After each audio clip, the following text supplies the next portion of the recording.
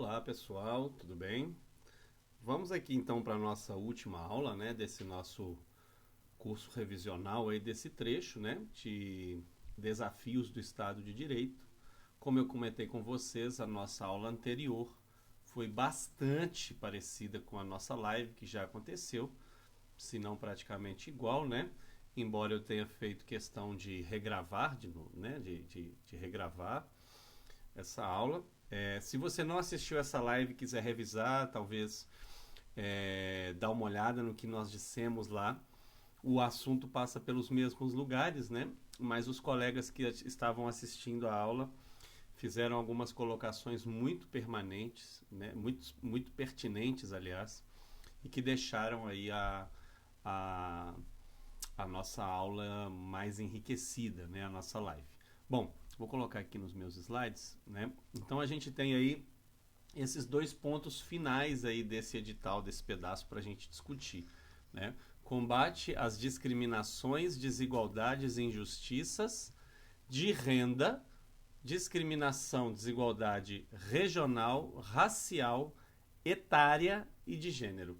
Então isso tudo aí, gente, com exceção da desigualdade de regional, né, que a gente não falou muito lá no outro curso, mas isso vai muito na linha do que discutimos também no curso de diversidade, né? Se você assistiu essa aula no curso de diversidade, você vai perceber que tem alguns temas em comum, embora não seja tão parecido assim, né? Eu coloquei essa imagem inicial aí que eu achei bem interessante, né? Que é uma imagem feita pelo Banco Mundial, que é uma imagem que ilustra o tamanho, né, da desigualdade de renda que nós temos no Brasil, né? Então, se a gente fosse fazer, são dados, se eu não me engano, de 2021, tá, gente? Se a gente fosse fazer um desfile, né, como se fosse um desfile de escola de samba, né, durante uma hora, com toda a população brasileira passando numa avenida, né, e o tamanho das pessoas e a quantidade de pessoas se, se, enfim, né, fosse parecido, né, fosse como eu disse, se relacionasse, pronto, nossa, sumiu essa palavra total, se relacionasse com a renda delas, né, a gente teria um desfile muito desigual também, né, porque ele iria reproduzir essa desigualdade, né? Então tá lá o desfile mais estranho da história, né? Então, dizendo assim, eu achei muito interessante essa tentativa de mostrar visualmente o tamanho do nosso problema de distribuição de renda, né? Então, nesse desfile que dura uma hora, o tamanho das pessoas é proporcional aos rendimentos. Na arquibancada, todo mundo tem a mesma altura, 1,70, que é a média dos brasileiros, né? No começo, viriam os mais pobres com 5 centímetros, né? E esses mais pobres, eles estariam na avenida durante 45 minutos. Ou seja, a imensa maioria da população pertence a esse primeiro extrato entre os mais pobres aí, né? E aí depois desses 45 minutos, vem os brasileiros que ganham a média brasileira, que é de mais ou menos um salário mínimo e meio, né? R$ 2.000 mais ou menos. E aí, a partir daí, os participantes do desfile teriam a mesma altura do público da arquibancada, 1,70 m, né? E aí, aqui embaixo tem os grupos principais aí para a gente comparar, né? Nos últimos 5 minutos, surgiriam servidores federais que ganham o teto do funcionalismo público e no último minuto dessa hora entrariam os grandes milionários do Brasil com não sei quantos metros de altura, né? Então eu acho uma descrição interessante, porque às vezes a gente fala de desigualdade de renda, mas como ela é tão imensa assim, os alunos costumam ter uma dificuldade de visualizar isso, né? Então é um exercício interessante aí para a gente pensar, né?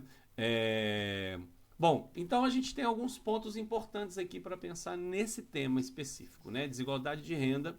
Então a gente está falando de um curso que se chama, de um pedaço do edital, e de um curso que se chama Desafios do Estado, né? Do Estado de Direito. Então, nesta área, quais são esses desafios que o Estado brasileiro tem? Né? Então, o Brasil é um dos países com a maior desigualdade de renda do mundo, uma concentração de renda brutal, né? E uma parte imensa da população brasileira na pobreza, embora isso tenha melhorado muito nos últimos 20 anos, né? Em que as classes mais baixas alcançaram estratos um pouco melhores, né? A gente teve ali mais ou menos entre 2005 e 2015 o fenômeno da ampliação da chamada classe C, né? Que eram pessoas que eram das classes mais pobres e tiveram um aumento substancial de renda, né?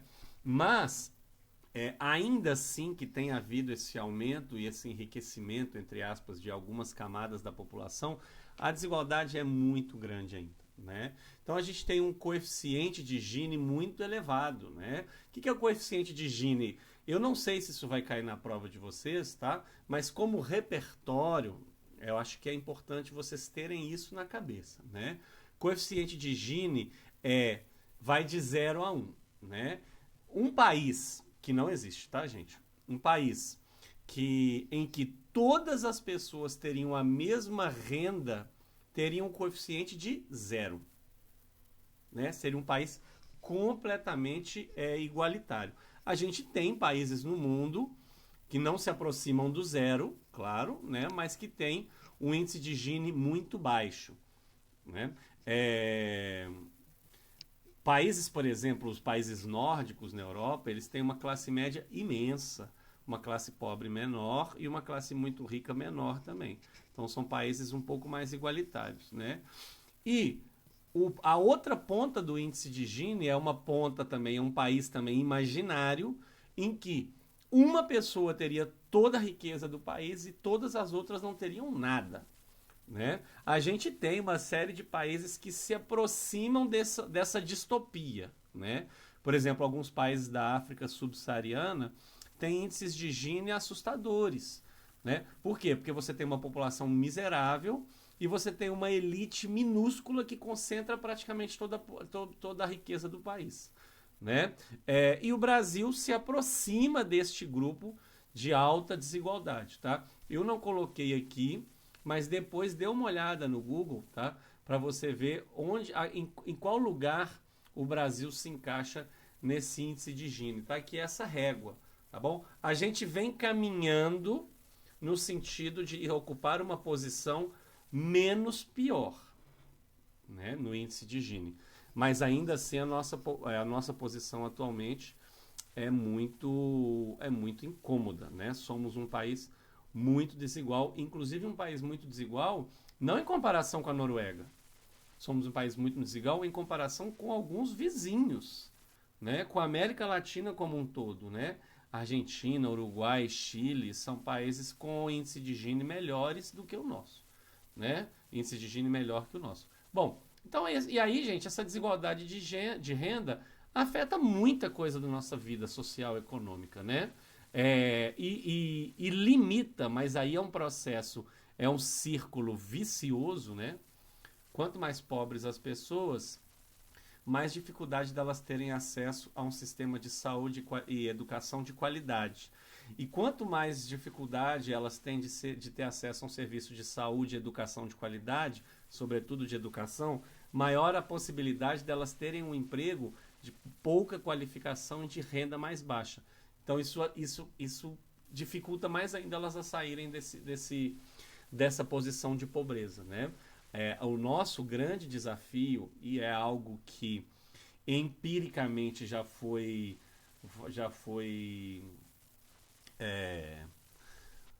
discutido pelo mundo, né? É o fato de que a grande saída, né, para a redução da pobreza pelo mundo, um dos grandes caminhos é o acesso dos mais pobres a um sistema de educação público de qualidade. E isso o Brasil não consegue avançar há muito tempo. De modo que os mais pobres, não avançando não tendo acesso a uma educação de mais qualidade, vão acessar empregos menos qualificados e ter remunerações mais baixas, e dessa forma a pobreza vai passando de geração a geração. Uma das coisas que mais faz com que as pessoas ricas mais ricas, a classe média, as classes mais ricas, tenham filhos que vão ter alguma riqueza também, além da herança, que isso é um ponto super importante também. Mas além da herança, é a capacidade que a classe média e os mais ricos têm de oferecer aos seus filhos uma educação paga, de alta qualidade, que vai garantir aos filhos um emprego melhor.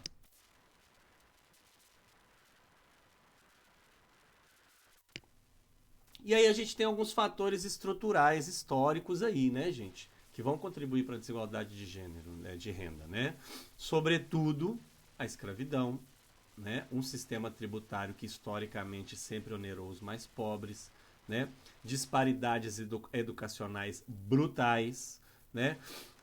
Disparidades regionais muito importantes, né? E a falta de políticas públicas de redistribuição de renda, né? Historicamente, nós nunca tivemos, por exemplo, e eu não estou dando como exemplo países socialistas, estou dando como exemplo países capitalistas, que nos anos 30, 40, 50 fizeram algo que o Brasil não fez, que foi uma reforma agrária, por exemplo, que ajudou esses países como o Japão, a França, a Alemanha, a Itália, os Estados Unidos, a redistribuir renda e a elevar, né, a qualidade de vida e a renda, por exemplo, das classes mais baixas, né? Então a gente tem uma série de desafios em relação a esta questão, né?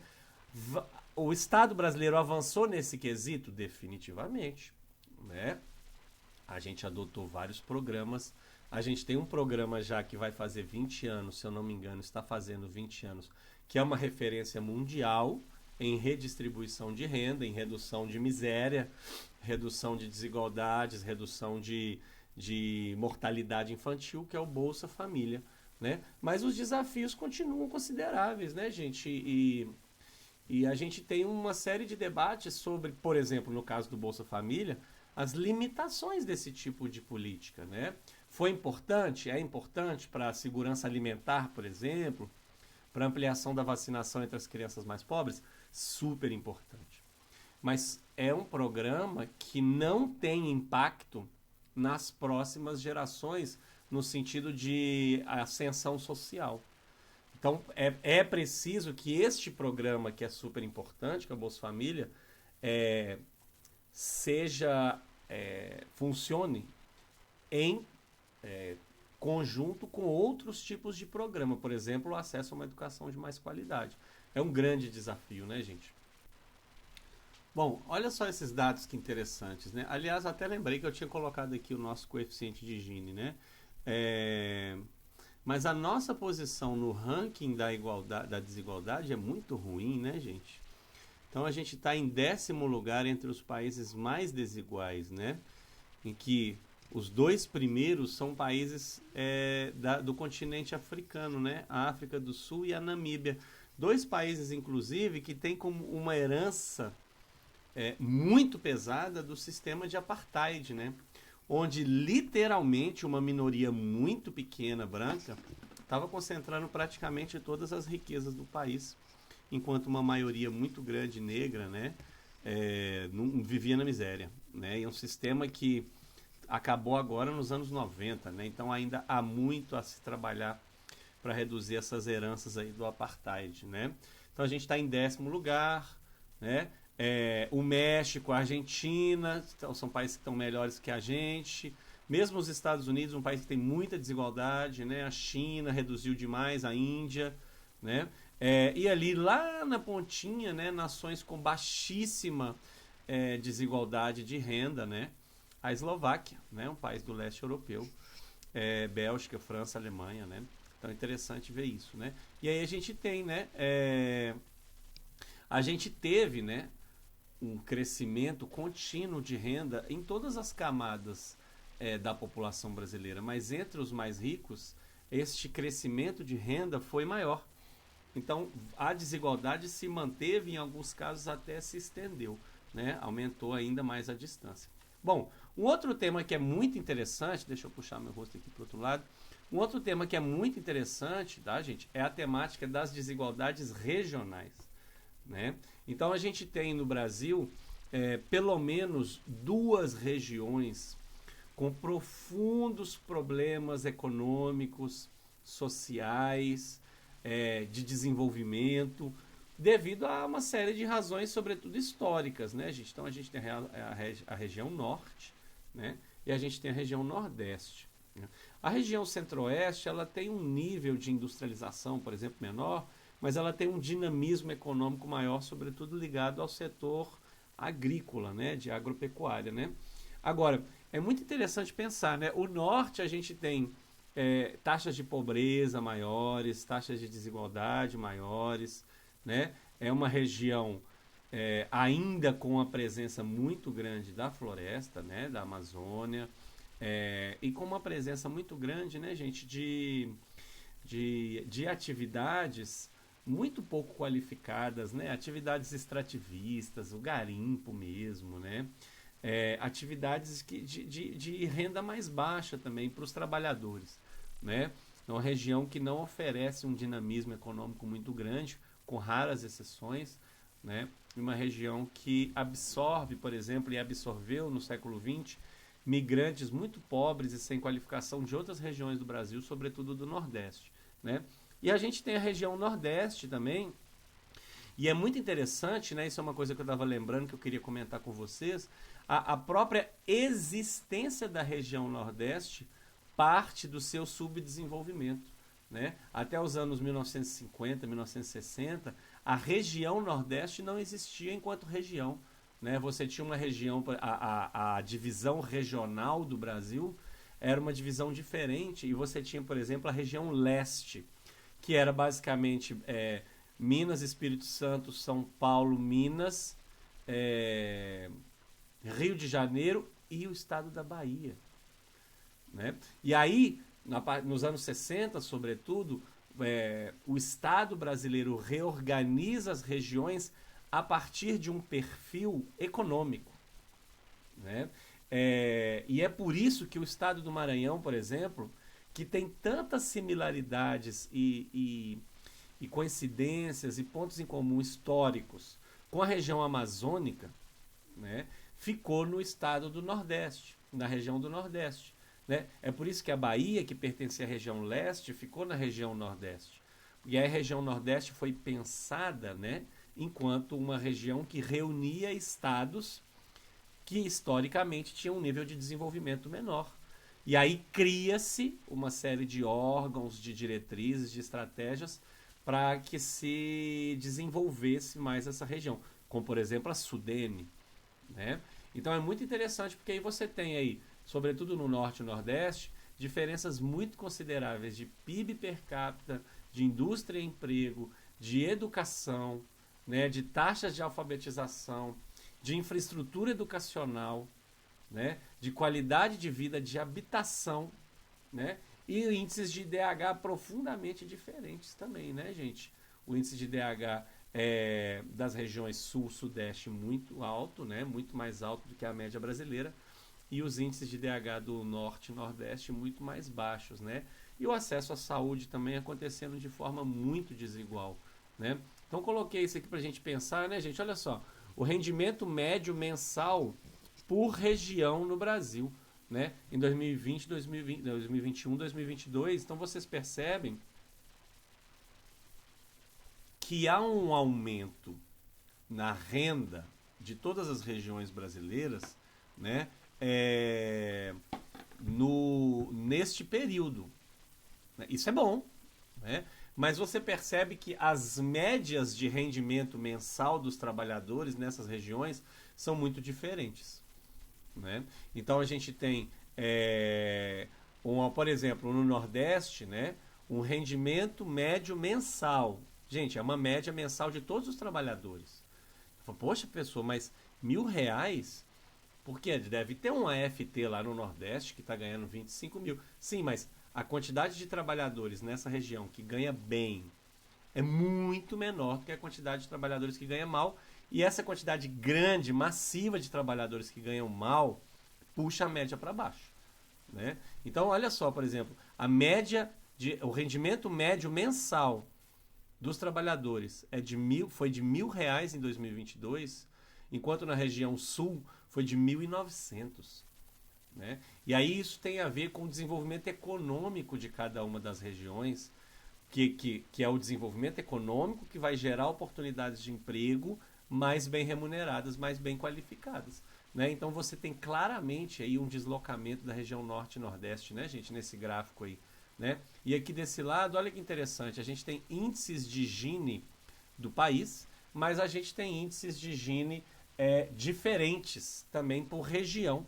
Né? Claro que isso é uma simplificação, mas é interessante a gente pensar nisso. Né? O índice de Gini da região sul é de 0,448, que é um índice de Gini, então, menor do que a média brasileira, ou seja, é uma região com menos desigualdade. Enquanto o índice de Gini do Nordeste é de 0,520, né? Que é um índice de Gini, é um índice de desigualdade maior do que a média brasileira. Né? Então, essa desigualdade ela anda par a par com a pobreza, né? Nesses círculos viciosos aí que a gente tem. Né? A gente falou muito, né, gente, no nosso curso de diversidade também sobre desigualdade racial. Né? Temos pontos muito importantes para falar aí. Vamos relembrar de alguns. Né? Então, a desigualdade racial, a gente tem uma estrutura, né? Um racismo que é histórico, estrutural, interpessoal, comportamental também, mas a gente geralmente tem um foco muito grande nisso que nós nos acostumamos a chamar na última década de racismo estrutural, tá? Para não fulanizar sempre o racismo, dizendo que a culpa é de A ou B, né? Pensar também que você tem um peso, uma herança histórica, social, de regras, procedimentos, leis que vão sustentar essa situação.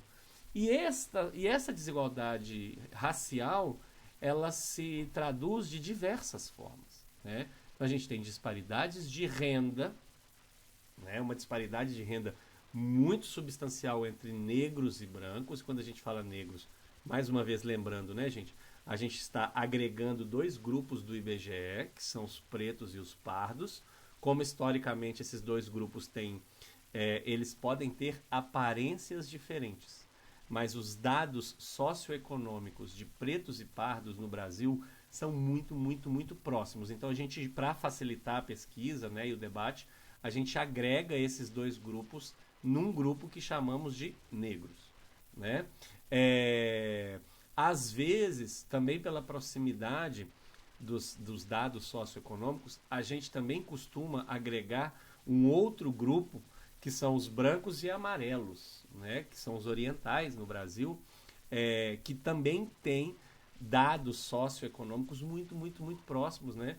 E às vezes você vê pesquisadores falando de um grupo chamado de não negro. Né? Não negro são brancos e amarelos, e negros, pretos e pardos. Tá? Nesse caso, a gente está falando muito mais sobre brancos e negros, né? Pretos e pardos agregados. Né? Então, a gente tem, por exemplo, diferenças salariais muito importantes, e essas diferenças salariais têm uma relação muito importante com as disparidades no acesso à educação. Né? As pessoas negras historicamente, continuam tendo uma dificuldade muito grande, né, de ter acesso a uma educação de qualidade, porque, como estruturalmente, historicamente, são pessoas em posições, em geral, mais pobres, vão ter acesso ao ensino público, que, em geral, não tem uma boa qualidade. Né? Eu falo isso pela minha experiência própria, tá, gente? Como professor, quase 20 anos dando aula, em escolas diversas, já trabalhei por muitos anos em escolas públicas e escolas particulares. Escolas particulares, você tem um conjunto de alunos que é mais branco em escolas que têm mais qualidade, em geral. Né? Tem muitas exceções de todos os lados, tá, gente? Mas estou falando da regra geral. Enquanto nas escolas públicas você tem um conjunto de alunos mais negro, né, em escolas que têm uma qualidade menor. Né? Isso é algo inegável e isso vai ter um impacto muito grande na vida desses jovens.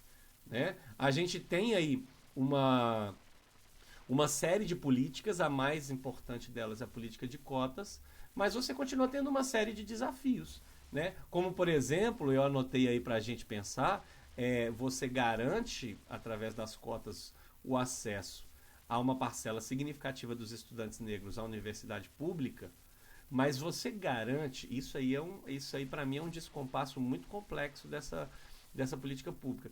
O Estado tem dificuldade de garantir a permanência desses estudantes. Então, a evasão nas universidades públicas é maior entre estudantes negros do que entre estudantes brancos. Porque é maior entre estudantes pobres do que entre estudantes mais ricos, né? Então, às vezes, você não tem políticas amplas, razoáveis, de permanência estudantil. Bandejão, financiamento de materiais, transporte adequado, moradia adequada para essas pessoas, né? Então há um descompasso em algumas políticas aí, tá? Tem uma desigualdade muito brutal em relação à representatividade das pessoas negras nas posições de poder, tanto do poder econômico, gerentes, donos de lojas, de empresas, CEOs, né? Também há uma baixa representatividade dessas pessoas no mundo político, né? E aí tem uma questão de qualificação, por exemplo, no caso do mundo do trabalho, as pessoas negras ocupam mais posições menos qualificadas por essa dificuldade estrutural de acesso a uma educação de qualidade, mas mesmo quando são qualificados, suficientemente qualificados para isso, os profissionais negros são muitas vezes preteridos nos processos de evolução na carreira, de ascensão na carreira, etc. Aí a gente está falando de um racismo ali aberto, interpessoal ali, né, nessas empresas. Politicamente também a representação ainda é baixa, né?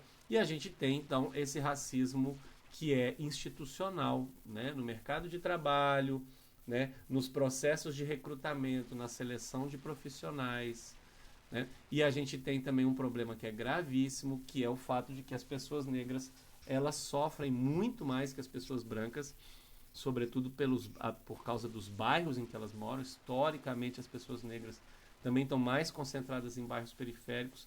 Elas sofrem mais com problemas relacionados à violência policial e à segurança pública como um todo, né? E o acesso à saúde, à qualidade de vida, lazer, higiene, rede de esgoto, tudo isso a gente tem médias menores também. É importante pensar nisso, tá? Para você desenhar novas políticas públicas nesse caso, tá? Bom, eu coloquei esses dados aí, gente, para a gente pensar, né? São dados relativamente recentes, 2018, para a gente pensar nessas desigualdades aí raciais no mercado de trabalho, né? Olha as diferenças entre cargos gerenciais entre brancos e negros, né? Aí tá pretos ou pardos, né? Entre subutilização, né? Que é a população subocupada, né? A população que em geral consideramos desempregada, e também fazendo bicos, etc., né? Ali as taxas compostas de subutilização, de acordo com o nível de instrução. Então você tem ali, né, entre as pessoas pretas e pardas, sempre uma taxa maior, inclusive entre as pessoas que têm ensino superior, né? Você tem uma taxa de desemprego, por exemplo, menor, mas ela ainda é maior entre as pessoas negras. E aqui do lado, ó, a gente tem rendimento médio real do trabalho principal das pessoas ocupadas, né, em reais por mês. São médias, né, gente? Ali é a média brasileira total, né? E aí no setor formal e no setor informal. No setor formal, a média, o rendimento médio mensal de uma pessoa branca no setor formal no Brasil é de R$ 3.282, era em 2018. São dados da PNAD, tá, gente? E para as pessoas negras de R$ 2.082, né? E no setor informal é mais baixo para todo mundo, mas para as pessoas negras é mais baixo ainda, né? Isso tem relação, então, com a questão da educação, da escolaridade, da dificuldade de acesso a empregos de mais alta qualificação, tá, gente? Então, esses são pontos importantes aí para a gente lembrar.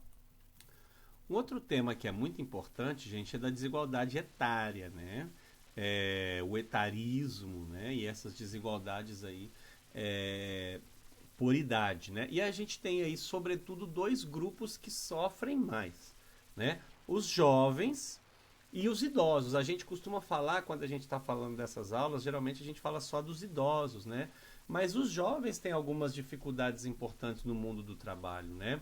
Tem taxas de desemprego mais altas, né? E aí tem várias barreiras que que derivam até da condição de ser jovem, né? Falta de experiência, e para os jovens mais baixos, de classe mais baixa, a exigência de qualificação muito elevada, né? Mas você tem uma escassez de oportunidade de trabalho aí bastante razoável, né, gente? É muito comum que você veja pessoas mais jovens, 18, 19, 20 anos, em atividades de baixa qualificação, né? No McDonald's, no comércio em geral, no varejo, em subempregos ou uberizados diversos, né? Esse é um processo um pouco natural da idade, mas é importante que a gente não naturalize esse processo também. É por isso que eu disse um pouco natural, porque é natural que o jovem não tenha, por exemplo, muita experiência para assumir alguns cargos, mas por outro lado a gente tem, no caso do Brasil, né, claramente uma desigualdade entre jovens também. Os jovens da classe média não vão precisar trabalhar, vão conseguir seus estudos, vão entrar na universidade sem nunca terem trabalhado, vão terminar a universidade sem nunca terem precisado de trabalhar, né? Vão ter tempo e recursos para se qualificar e acessar empregos mais bem remunerados, enquanto os jovens mais pobres vão sofrer todo tipo de dificuldade no seu processo escolar, né? Então isso é um ponto interessante aí para a gente pensar, né? Bom, e no caso dos idosos, né, a gente tem aí uma série de problemas aí bastante graves e muitas vezes pouco discutidos, né, gente? O fato de que no mundo inteiro as pessoas idosas passam por um processo, a partir da sua aposentadoria, as pessoas idosas passam por um processo acelerado, um processo importante de empobrecimento, né? A partir do momento que eles estão dependentes da Previdência Social. Sabemos que é muito, muito raro que as pessoas recebam aposentadorias próximas aos seus salários em tempo de atividade profissional. Então você tem uma queda de renda, isso é um processo mundial. Mas no caso do Brasil e sobretudo das pessoas mais pobres, essa queda é mais pronunciada, a ponto de você muitas vezes dessa renda não ser suficiente para cobrir as despesas. Então você tem uma quantidade muito grande de idosos muito empobrecidos, muito endividados, inclusive endividados por questões de saúde, de despesas de saúde. E você tem um fenômeno bastante comum no Brasil, né, que é o fato de que você tem idosos, em particular avós, que também são corresponsáveis ou responsáveis integralmente pelo sustento do lar, né? Muitas mães que têm filhos muito cedo, sem ter acesso a emprego, sem ter acesso à renda, e essas responsabilidades caem no colo das avós, não só a responsabilidade financeira, mas também a responsabilidade do cuidado com as crianças, com alguém que está doente na família, né? Então, um processo muito delicado, um processo de exclusão muito grande, um processo de necessidade muito grande, né? Então, muita dificuldade de acessar serviços de saúde, sobretudo os idosos que dependem dos serviços de saúde pública, né? Um processo importante que também é mundial, tá, gente? De isolamento das pessoas idosas, né? De falta de contato humano mesmo. É comum que os seus amigos, que os seus parentes tenham falecido, né? Então, um sentimento que é muito deprimente, e há muitos dados mundiais sobre depressão entre idosos, né? Sentimento de solidão, mas também um sentimento de incompreensão em relação às novidades do mundo, à modernidade, né? À medida que nós estamos aqui, por exemplo, nos comunicando via internet, com várias ferramentas modernas, e uma pessoa idosa não tem acesso a isso, não tem como aprender isso, porque a gente não aprende isso naturalmente, né, gente? Eu, por exemplo, tenho quase 40 anos, você que está me assistindo talvez tenha aí entre os 25 e 35 anos, que é a média de idade aí dos nossos alunos, né? Nós somos gerações mais digitais, a gente aprendeu isso de uma forma mais ou menos natural, né? E para as pessoas idosas não é uma questão simples a questão da tecnologia, né? No Brasil a gente avançou muito sobre isso? Avançou muito sobre isso, sobretudo a partir do Estatuto do Idoso, né? Que fez avançar o debate em várias áreas, né? Mas a gente ainda tem alguns desafios importantes, né? Coloquei aqui esses dois gráficos para a gente pensar, gente, olha que interessante, né? Esse gráfico aqui da direita é a nossa pirâmide etária, né? Nossa pirâmide etária, que é uma pirâmide que, aos poucos, vai se envelhecendo. Deixa eu mudar meu rosto de lugar aqui. Né? É uma pirâmide que, aos poucos, vai se envelhecendo. Olha só, a gente tem ali população em 2012, mais clarinho, tá, gente? O gráfico da direita. Então, em países mais pobres, é muito comum que a pirâmide etária seja bastante larga em sua base e bastante fina na ponta, né? O que está acontecendo no Brasil, olha então as barrinhas de cor mais escura, que é a população etária e a distribuição em 2021, é que você tem uma pirâmide etária que vai engordando no meio, né? E esse processo de engordamento, entre aspas, ele vai chegar daqui a 50, 60 anos no topo, porque as taxas de natalidade não estão dando conta, né? No Brasil, a nossa taxa de natalidade hoje é de 1,3 filhos por mulher, se eu não me engano. É uma taxa que sequer repõe a população. Então a gente vai ter uma população que envelhece com muita rapidez, num padrão de envelhecimento de países mais ricos, inclusive, né? E a gente vai ter, por causa desse envelhecimento, uma série de problemas que são estruturais. Por exemplo, problemas relacionados à nossa própria previdência social. Né? A nossa previdência social hoje ela é deficitária por N motivos, mas um dos motivos, e que tende a piorar, tá? É que ela vai ser cada vez mais deficitária por causa da nossa pirâmide etária, porque a lógica da previdência de antigamente para todos os países, inclusive para a gente, os mais jovens pagam a previdência dos mais velhos. Se você tem mais velhos do que mais jovens, você não tem um sistema que é insustentável, né? Então isso é um ponto importante.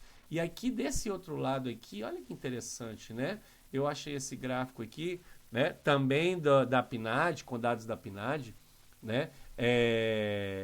Quando estava se comemorando aí os 20 anos do BPC, né? Aliás, os 20 e poucos anos do BPC, né? Então são dados aí de 2015, 2016.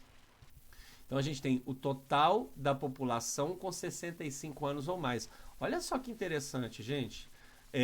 Em 1995, o total de população idosa era de 8% da população brasileira. Né? E em 2015, é mais do que o dobro em 20 anos, né? De 20% da população brasileira idosa. Né? Então você tem uma série de fatores que são estruturais. Baixa natalidade, um aumento da expectativa de vida.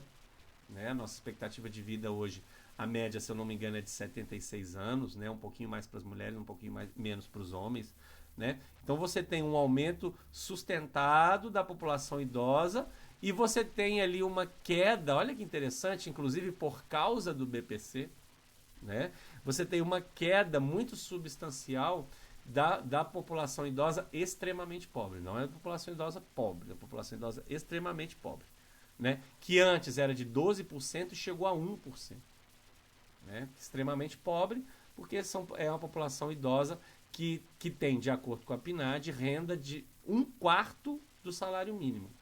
Se você paga o BPC para essa pessoa, né, a renda dela passará a ser, então, de, no mínimo, um salário mínimo. Né? O BPC é um programa bastante amplo, né, gente? Quem não sabe nada sobre o BPC, recomendo que leia ao menos superficialmente para chegar na prova. O BPC enquanto política pública de assistência social, né? O BPC tem direito a receber o BPC várias categorias da população, mas também os idosos pobres, tá? Famílias com pessoas com deficiência, etc. Então, ponto importante para a gente pensar aí, tá? E a gente tem, como a gente já falou bastante no nosso curso de diversidade, né? Talvez a desigualdade mais discutida em todos os eixos, e a gente já falou muito, vou dar uma passadinha mais panorâmica nisso, né? Da desigualdade de gênero, né, gente? Então você tem a desigualdade de gênero, a desigualdade entre homens e mulheres, ela tem uma série de fatores que são estruturais, históricos, né? E ela se transborda, digamos assim, em diversas outras desigualdades, né? Então ela é um fenômeno multifacetado, digamos assim. Então a gente tem uma discrepância salarial muito importante entre homens e mulheres, né? Que deriva de questões relacionadas ao trabalho reprodutivo, ao trabalho doméstico, à maternidade, aos filhos, né? A presença dos filhos em casa, a má distribuição do trabalho de cuidado e também as dificuldades da mulher de acessar uma qualificação profissional maior e de ter uma carreira ascendente mais estável, né? Já falamos algumas vezes, inclusive nas nossas lives, sobre teto de vidro, piso pegajoso. Muito importante que vocês cheguem lá na prova sabendo desses conceitos, né? Em alguns setores, essa disparidade é ainda mais acentuada. Alguns setores, como o setor de tecnologia, né? Você tem uma disparidade brutal entre homens e mulheres, a presença deles mesmo. E quando você tem mulheres, você tem uma disparidade muito grande entre salários, inclusive quando você tem homens e mulheres com a mesma qualificação. Aí é sexismo, machismo puro, né? Institucional. Mas o grosso, né, dessa disparidade salarial advém inclusive do fato de que a maior parte das mulheres no Brasil está ocupando profissões ligadas ao cuidado, profissões que são fundamentais, mas são profissões que pagam menos, né? São profissões de renda um pouco mais baixa. Tá? Um outro ponto importante desse assunto, né, gente, é a questão da representatividade, né? E aí a gente tem um panorama que é parecido com a questão racial, né? Uma baixa representatividade nos cargos de liderança do mundo econômico, né? Sobretudo em setores historicamente dominados por homens, né? E também uma baixa representação política, né? Então, mas a gente tem uma iniciativa importante no Brasil que caminha lentamente, mas é melhor que nada, né? Que são as cotas dentro dos partidos para as candidaturas femininas, embora nos últimos 10 anos a gente tivesse essas cotas e os partidos sabotassem essas candidaturas ou não investissem nessas candidaturas, criassem candidaturas pro forma. Isso está mudando e os partidos estão sendo obrigados a investir uma porcentagem mínima nessas candidaturas. Já é um avanço, né? Tem a questão da violência doméstica, né, que a gente vai falar mais adiante também, mas o Brasil é um campeão nisso, né? Os dados brasileiros, mesmo em comparação com vizinhos de países que também são da periferia global, que é a Argentina, o Chile, Colômbia, México, né, são dados muito mais altos, muito alarmantes, mas a Lei Maria da Penha e todos os procedimentos, órgãos, organizações, políticas públicas que derivaram desse arcabouço jurídico foram muito importantes também, né? E a gente tem a questão que a gente já discutiu também em outros cursos, em outras lives, que é essa imensa dificuldade de conciliar o trabalho com a família, né? O trabalho produtivo, o trabalho reprodutivo, né? E a gente tem aí alguns pontos de atenção especiais, né? Como a adaptação das empresas, a retomada do trabalho pela lactante, né? Mesmo as questões relacionadas à licença maternidade, à licença paternidade também, né? Trouxe alguns dados, né, gente, para a gente pensar, né? Também são dados aí de 2019, né? Das taxas de participação de homens e mulheres na força de trabalho, do nível de ocupação. Olha que interessante, o nível de ocupação das mulheres com crianças é um pouco menor do que o nível de ocupação das mulheres sem crianças, né? Isso revela, né, gente, essa dificuldade muito grande, né, de conciliar esse trabalho produtivo e reprodutivo que fica geralmente na mão das mulheres, né? A sociedade não discute muito esse assunto, né? As diferenças aí, né, as desigualdades na representação política, né? Por exemplo, mulheres entre os vereadores eleitos, 16% no Brasil, né? O estado com maior número de vereadoras é o Rio Grande do Norte, com 21%, e o estado com menor número de vereadoras é o Rio de Janeiro, com menos de 10%. E ali a questão relacionada aos cargos gerenciais, né? Então você tem um debate sobre a representação da mulher na política e também na ponta, né, do mundo econômico aí, que são questões importantes, né, relacionadas à taxa de fecundidade dos adolescentes, etc., né? E aqui outros dados, né, de desigualdade de gênero um pouco mais antigos, né, mas também de representação política, de cargos de gerência, de diferenças salariais, do tempo dedicado aos afazeres domésticos, né? Então são pontos importantes para a gente pensar aí, né? E o debate, né, que é um debate que deriva dessa desigualdade, né, que o debate sobre a violência contra a mulher, né? A gente teve aí, a gente tem uma redução constante, né?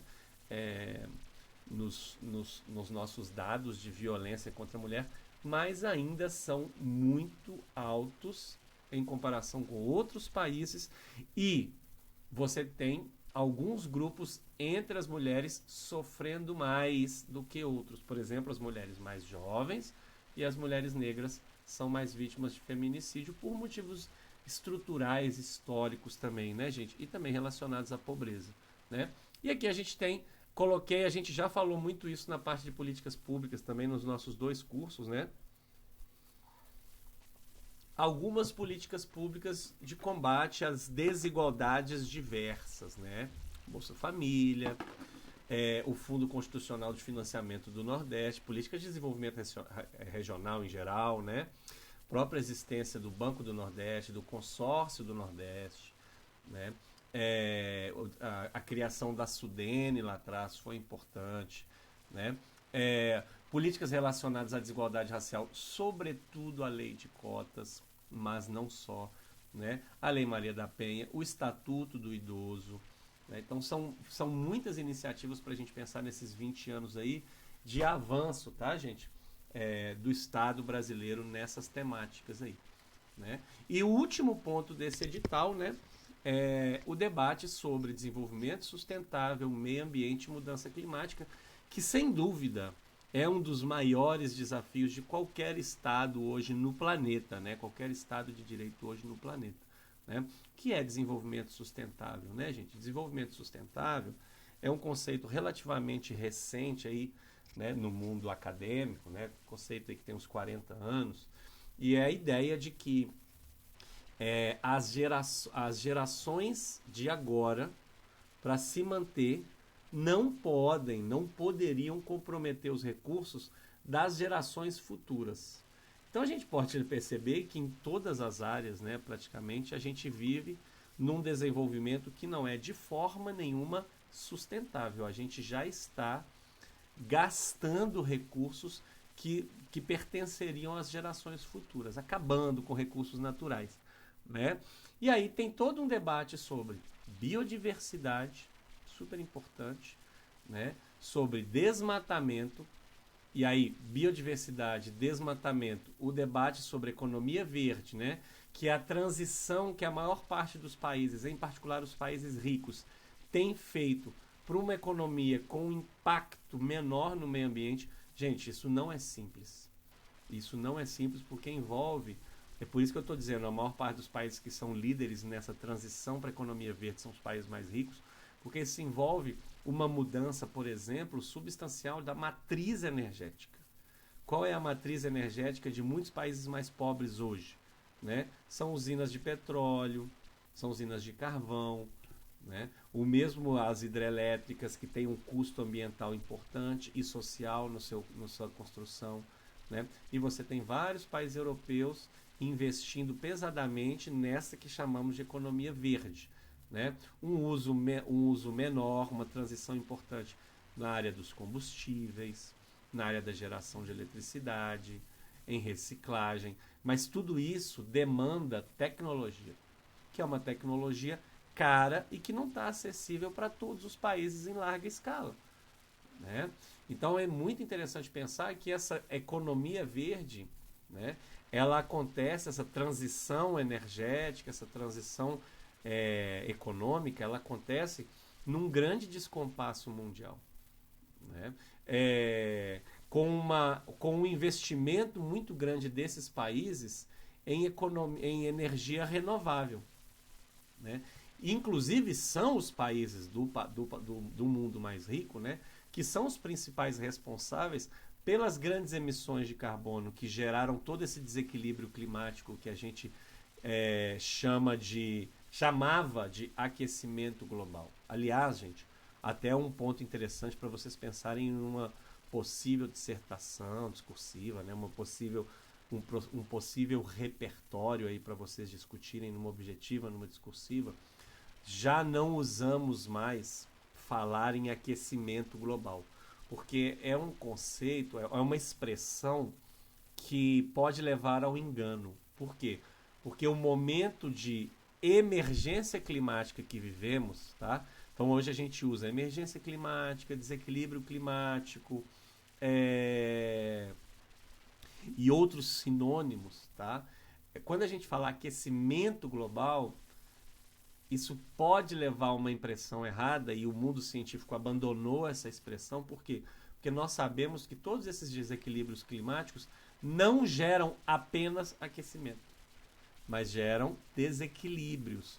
Pode ser, por exemplo, invernos mais curtos, mas mais rigorosos, né? Pode ser um equilíbrio nos ciclos das chuvas, né? Então evite usar esta expressão, tá? Então a gente tem aí uma série de políticas climáticas importantes, como o Acordo de Paris, mas com a implementação lenta, problemática. São questões assim que envolvem, né, gente, uma negociação política que é muito delicada, e os países mais pobres acusam os países mais ricos de bloquearem o acesso deles, países mais pobres, às fontes de energia que são mais sujas, entre aspas, mas que são importantes para o desenvolvimento desses países, né? Então, é um desafio, né? Por exemplo, a China, a Índia são países que ainda dependem muito da queima de carvão. E são países péssimos em qualidade do ar, por exemplo. Mas são países que ainda não deram conta, mesmo apesar do seu dinamismo econômico, de substituir completamente o carvão. Por exemplo, no aquecimento de casas no interior do país e tudo mais, né? O Brasil mesmo é um país que a gente tem muitas iniciativas importantes do ponto de vista ecológico, né? A gente tem o combustível flex, a gente tem um sistema, uma grade elétrica nacional que tem uma presença muito importante de hidrelétricas, que são problemáticas ambiental e socialmente na sua construção, mas que depois são alternativas menos problemáticas a longo prazo do que, por exemplo, termoelétricas, né? Mas, ao mesmo tempo, o Brasil ainda depende, por exemplo, grandemente da queima de óleo diesel para o transporte nacional. Nossa matriz, né, de transporte rodoviária é profundamente poluente, problemática, né? Como é que a gente, enquanto país da periferia do capitalismo, vai conseguir mudar isso de uma hora para outra? Então, a gente tem, nesses acordos, prazos que os países, sobretudo mais pobres, têm uma dificuldade muito grande de cumprir, né? E aí, gente, para terminar esse debate, que eu acho muito legal essa questão, é pensar que essas questões, essas energias, vulgo, limpas, elas têm um custo social, às vezes, que é bastante problemático, né? Então, alguns anos atrás, a energia eólica apareceu no Nordeste brasileiro como uma grande solução limpa, né? Super importante de fato, né? E você tem instalação de parques eólicos em vários lugares do Nordeste, aproveitando o vento ali daquela região, né? Mas o impacto que isso tem na vida das pessoas que vivem próximas a esses parques eólicos é muito problemático, né? Por causa do barulho e por causa dos transtornos gerados pelas obras também, porque geralmente esses parques eólicos estão instalados em regiões rurais. Então você tem uma perturbação muito grande do modo de vida daquele lugar, né? E depois você tem um barulho constante dessas pás que acaba destruindo aí a qualidade de vida das pessoas. Muitas pessoas vão embora, né? Inclusive, vários países têm investido na instalação desses parques eólicos em alto mar, mas isso custa mais caro, né? Então, eu tô citando isso para a gente terminar esse nosso debate, porque era um tema que até alguns anos atrás eu não tinha a menor ideia que existia, né? E é um exemplo legal para a gente pensar nessa dificuldade de equilibrar, né, desenvolvimento econômico e meio ambiente e impactos sociais, né? Na época, por exemplo, da construção da usina de Belo Monte, também, o debate era esse. O Brasil precisa, para crescer economicamente, o Brasil precisa de mais hidroelétricas, que são ainda a nossa principal fonte de energia elétrica, e adequada para a geografia do nosso país, né, de rios de Planalto, etc., mas também adequada para as nossas capacidades econômicas. A gente não tem capacidade econômica de investir massivamente, por exemplo, capacidade econômica, técnica de investir massivamente em energia nuclear, que é a energia mais limpa de todas, né, embora haja polêmicas também relacionadas à sua produção, né? Mas, ao mesmo tempo, a esta usina e várias outras na história das hidrelétricas, né, elas têm um impacto social muito problemático, né, de deslocamento de pessoas, de destruição de comunidades, né? Então é um debate interessante que poderia cair, né, numa questão para vocês falarem um pouquinho, refletirem numa questão objetiva, por exemplo, refletirem neste dilema que os estados de direito no mundo hoje têm. Como você casar